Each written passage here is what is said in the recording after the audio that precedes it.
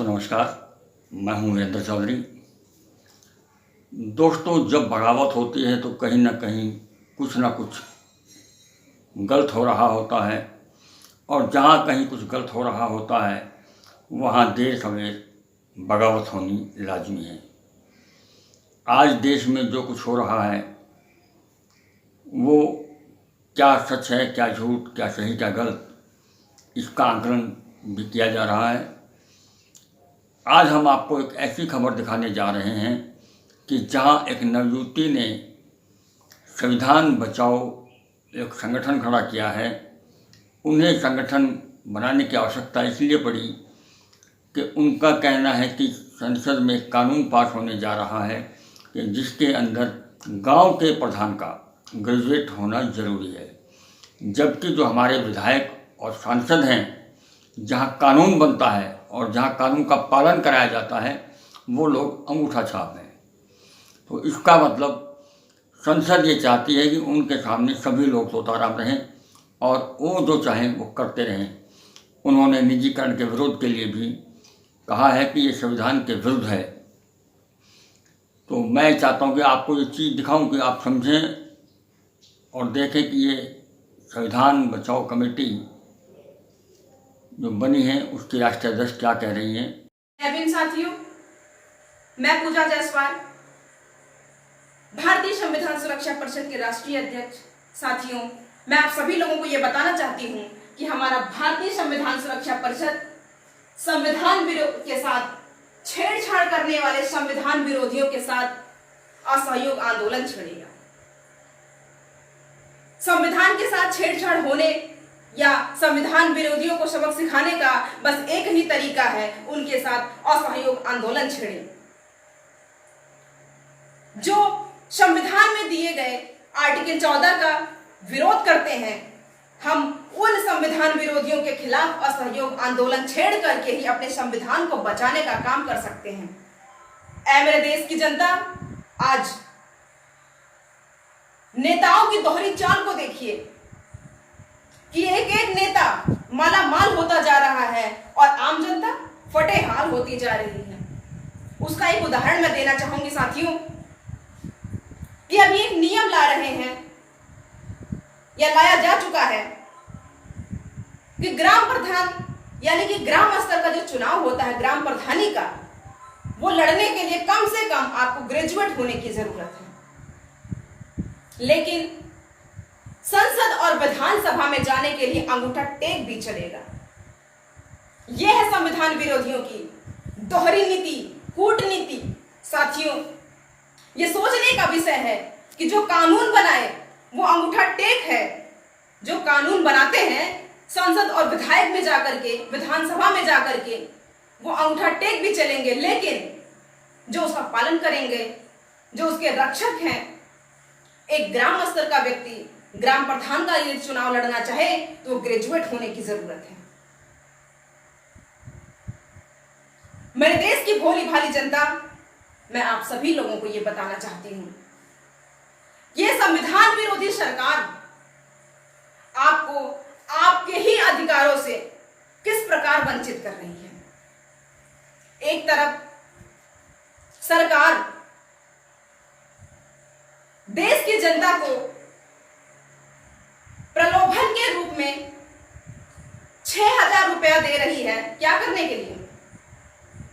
बच्चा पैदा करने के लिए प्रलोभन दे रही है 6,000 रुपए की प्रोत्साहन राशि के साथ, और वहीं बाद में एक नियम ला देती है कि जिसको 2 बच्चा होगा वही चुनाव लड़ सकता है ग्राम प्रधान का, और जिसके 2 से अधिक बच्चे होंगे वो ग्राम प्रधान का चुनाव नहीं लड़ेगा। तो साथियों, यह है ना दोहरी नीति सरकार की। संविधान में आज संशोधन पे संशोधन करके संविधान को किस प्रकार कमजोर किया जा रहा है। साथियों,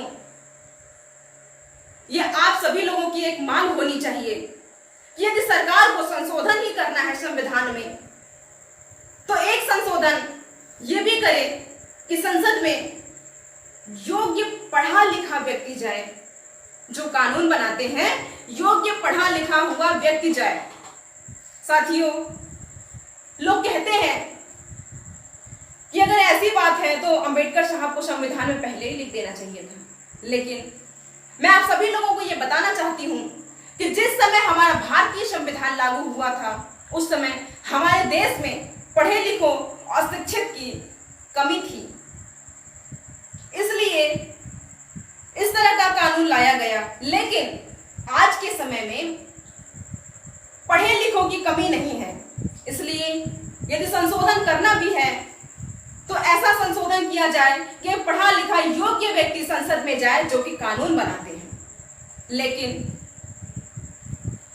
ये नेताओं की चाल है, सरकार में रहने वाले संविधान विरोधियों की भी ये चाल है कि एक अंगूठा टेक लिखा पढ़ा यदि व्यक्ति जाएगा तो तोता राम बन के बैठा रहेगा, उसको जो रटाया जाएगा वही रटाएगा।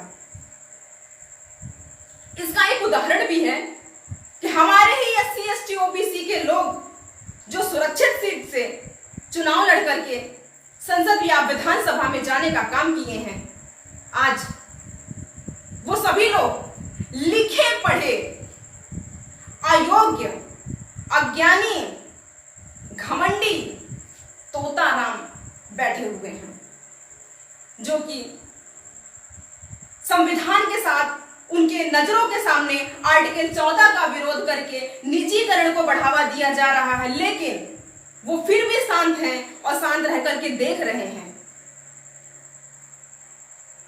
सरकार को ये मालूम है यदि तोता राम संसद में बैठे रहेंगे तो जो मैं रटाऊंगा वही रट करके बोलेंगे और उन SC ST OBC के लोगों के सामने, नजरों के सामने सभी सरकारी विभागों का एक एक करके निजीकरण होता जा रहा है।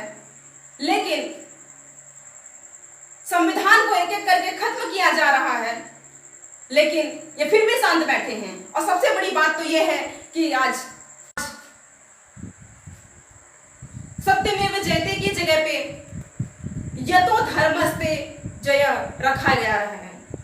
साथियों, मैं आप लोगों को यह बताना चाहती हूं कि सत्य में सत्य नहीं होता है, क्योंकि सत्य हमेशा एक होता है। लेकिन धर्म में धर्म हो सकता है, क्योंकि उसमें छोटा बड़ा, ऊंचा नीचा, पाखंड आदि आदि भरे हुए हैं। इसीलिए इतने ढेर सारे धर्म हैं और धर्मों का आपस में लड़ाई होती रहती है। लेकिन अगर बात सत्य की हो तो सत्य हमेशा विजय होनी चाहिए, सत्य की हमेशा विजय होनी चाहिए। इसलिए मैं आप लोगों को ये बताना चाहती हूँ कि पुनः हमारा जो सत्यमेव जयते था उसे वापस लाया जाए और यतो धर्मस्थ जय जो है, धर्म की विजय, अर्थात जो धर्म की विजय की बात हो रही है वो हमें नहीं चाहिए। और साथियों, आप लोगों को ये मैं बताना चाहती हूँ कि जितने भी सरकारी कर्मचारी हैं, यदि रेल का पहिया रुक गया तो आपकी सरकारी नौकरी खतरे में पड़ सकती है, क्योंकि आपकी सैलरी भी उसी से आती है।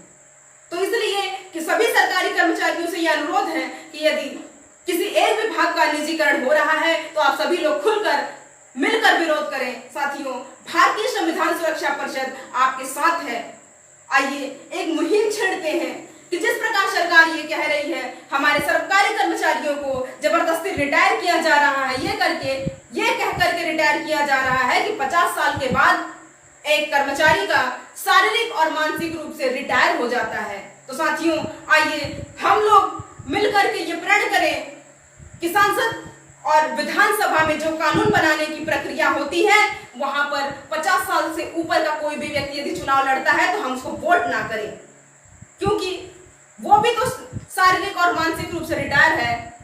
क्योंकि व्यक्ति तो एक ही है ना, चाहे सरकारी विभाग में हो चाहे नेतागिरी में हो, व्यक्ति तो एक ही होता है। यदि वो शारीरिक और मानसिक रूप से रिटायर है तो यहाँ पर भी शारीरिक और मानसिक रूप से रिटायर है। साथियों, आप सभी लोगों का सहयोग रहा तो जरूर सफलता आएगी, संविधान जरूर सुरक्षित रहेगा। इन्हीं शब्दों के साथ जय भीम, नमो बुद्धाय। अगर आपने हमारे चैनल को सब्सक्राइब नहीं किया है तो सब्सक्राइब कीजिए, लाइक कीजिए, शेयर कीजिए और हाँ, बेल आइकन को दबाना ना भूलें ताकि बाकी अपडेट्स आपको सबसे पहले मिलती रहे। नमस्कार।